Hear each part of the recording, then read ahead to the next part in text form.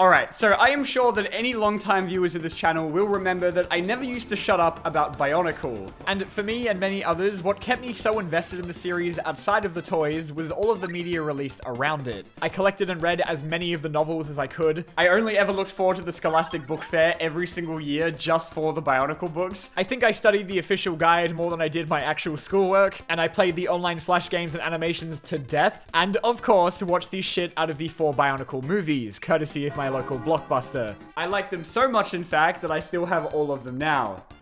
I'm not giving these back. I've probably seen each of these at least 3 or 4 times, but I haven't watched any of them since 2015. So today, I really wanted to look back on and rewatch the old BIONICLE films and see what I think of them now.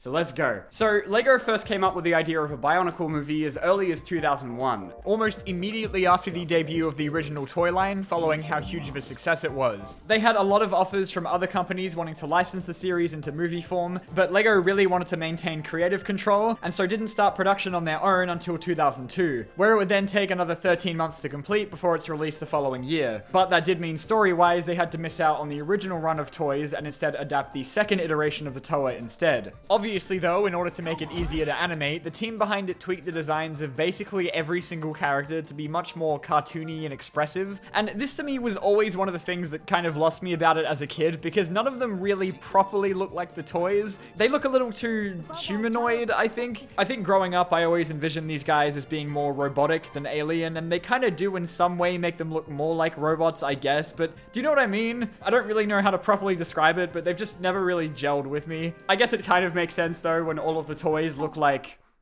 Yeah, okay. I just always kind of wish they looked more like the commercials, which I know probably would have cost like $18 trillion to animate for a whole movie, but you know. However, in the trivia section for this movie on Biosector, I read that one of the initial concepts for this movie would have involved a live-action human child entering the BIONICLE universe and becoming the 7th TOA. So it could have been worse. Mask of Light throws you headfirst into an already pre-established world with its own sports, cultures, animals, and team of heroes with elemental powers called the TOA. And I really respect its dedication to that. I guess that was the idea with isekaiing a child originally, so we, as the viewer, could be introduced to the world along with them. Like, I get where they would have been coming from with that, but I think this works fine for the most part. It just means a lot of the dialogue makes use of expressions that to anyone unfamiliar with BIONICLE terminology would probably just sound like gibberish. Jola!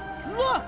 A great Kanohi mask! The story in this one is very Lord of the Rings, where 2 guys named TAKUAAAAAAAAA and Jala come across the mythical Mask of Light, randomly in some fucking lava somewhere, and are tasked with going on a quest to find the legendary 7th TOA of Light. And it did not take me very long to remember why I haven't seen this movie in 8 years.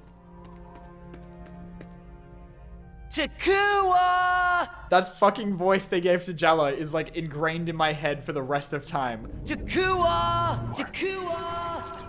TAKUAAAAAAA! I will never believe that this guy turns into one of my favorite TOA later on. These 2 go on a journey across the entire island of Mata Nui, and along the way meet all of the TOA before TAKUAAAAAA eventually realizes that he was the 7th TOA the entire time after the best scene in the movie where Jala fucking dies. Unfortunately, he does come back later, but it was fun while it lasted.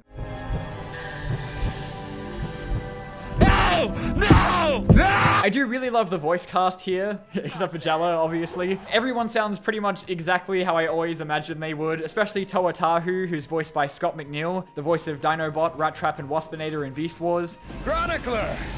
Sightseeing, were ya?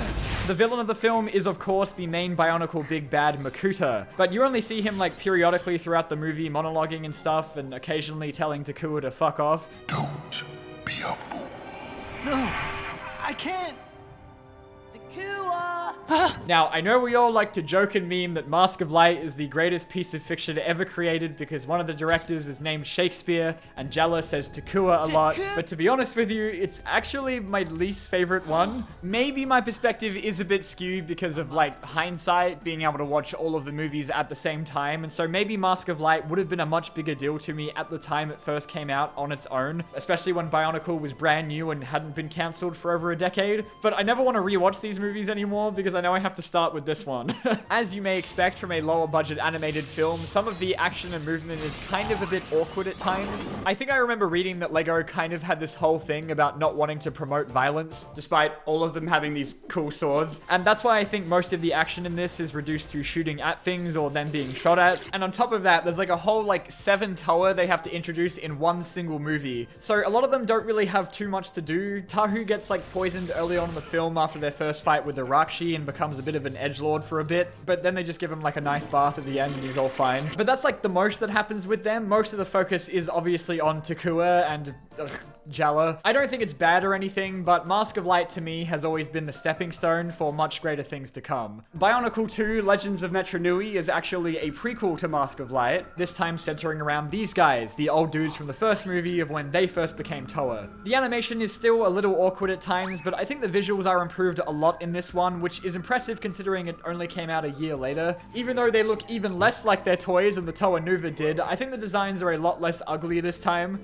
Mostly. Instead of trying to do more nuded action scenes, there's a lot more focus given to them using their mask powers, which I think is a lot more fun and works a bit better than watching each of the TOA shoot After Effects templates at people. Again, while I really do admire Mask of Light's commitment to just throwing you into this already established world, I think this one works a little bit better getting to see all of the TOA meeting each other for the first time and learning to work together as a team throughout the course of the movie. They also split up the team pretty early on to give more focus to just Vakama, Nokama, and Matau, while the other 3 get captured and serve as the B-plot for most of it. And again, I think this works a bit better to center mostly around a smaller cast of characters. They don't stay TOA for very long though, because at the very end of the movie, they give up their powers to revive the Matoran they rescue from Makuta and end up turning into old people. Of course, so this one can better tie into the events of the first movie. I don't have nearly as much to say about this one as I did Mask of Light, but I do think it improves upon a lot of that first movie's shortcomings, and in my opinion, they only get better from here. Bionicle 3 Web of Shadows released another year later, and its timeline placement is even more confusing than 2 because as far as I'm aware, this entire movie takes place just before the last 10 minutes of this one. After they defeat Makuta at the end, but before they turn into old people, obviously. So the chronological watch order for these goes like 90% of 2, then 3, then the rest of 2, and then 1. I guess it does make a bit more sense though story-wise, because at least it means these guys got to be TOA for like a little bit longer than an hour. Now, out of the original trilogy, this one is definitely my favorite. It's not really my fault though. I had TOA Hordika bedsheets as a kid, so I was always going to be biased to love this one more. Web of Shadows follows the TOA Metru as they return to Metru Nui to retrieve the captured Matoran, but end up getting imprisoned and poisoned by spider creatures called Visorak that mutate them into the TOA Hordika. No, this isn't me. I can't be ugly. This one always stood out to me amongst the 3 because while the last movie was definitely a bit more serious than the campier Mask of Light, it still was pretty lighthearted for the most part. This one's just kind of fucked up. Bring me their bodies. It's a lot more eerie and atmospheric, and that to me was always the appeal of the Bionicle story and books, and this is where the team behind it definitely hit their stride with these movies. It's really impressive how much they were able to improve in only 3 years. Like, even the villain is a lot better this time with Sidorak, who is definitely a welcome change from Makuta, who, to be honest, I didn't really think was all that good in the last 2 movies anyway, and his queen Rudaka, who everybody in the Bionicle fandom has been incredibly horny for 19 years.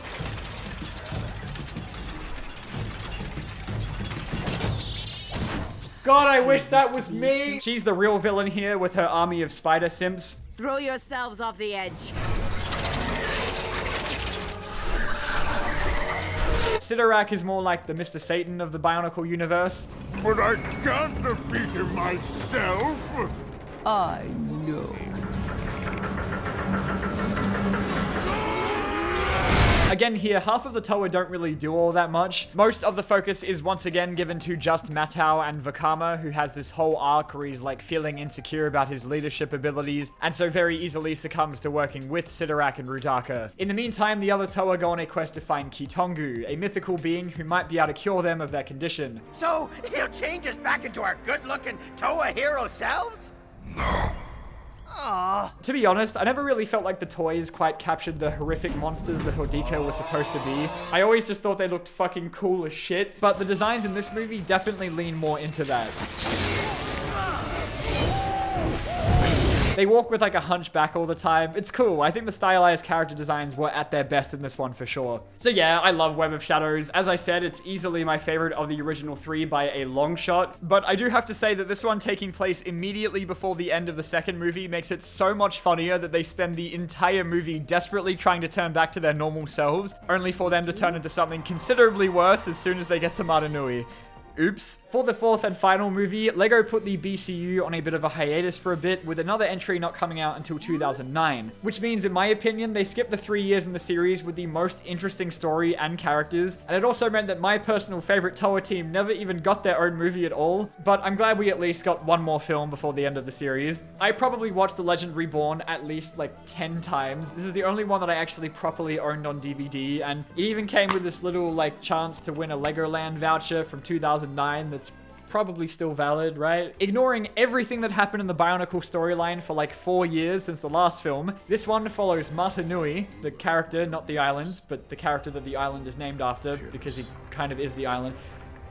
Anyway, he ejects a piece of himself onto another planet called Barra Magna, a world with warriors called Glatorian in place of Toa. Because of the huge gap between movies, this one is done by a different animation team, Tinseltown Toons, whereas the other 3 were done by Miramax, which means that this time, everybody actually looks like the toys, and oh my god, is that such a relief. I love the little details they added, like the textured, gritty look they give to everyone that makes Barra Magna look like the fucking worst place in the entire universe to live in contrast to how shiny and nice Maranui looks the entire time, and the spinning parts on everyone's bodies to give them much more of like a robotic appearance. It's much more my thing, and even now is definitely my preference to the Miramax designs. But I found out that everybody hates this one. This one's my favorite. It's sort of like a fish out of water story, so we get an explanation of how Barra Magna works at the same time Maranui does, learning what the Skrull are, Bone Hunters, Agori, Glatorian, all explained a bit more concisely than the other movies, since our main character is also hearing it all for the first time. And again, I think it works a lot better focusing on like a smaller team of characters, but they still do get pretty much every character in there at some point, which is really cool considering they had like a whole 2 years of the Glatorian line to include. I noticed they made a lot of models for this one. I'm pretty sure like only 2 or 3 of the mainline sets don't make it in. When I was younger, it always bothered the hell out of me that Malum, the fire guy from the first year of Glatorian sets,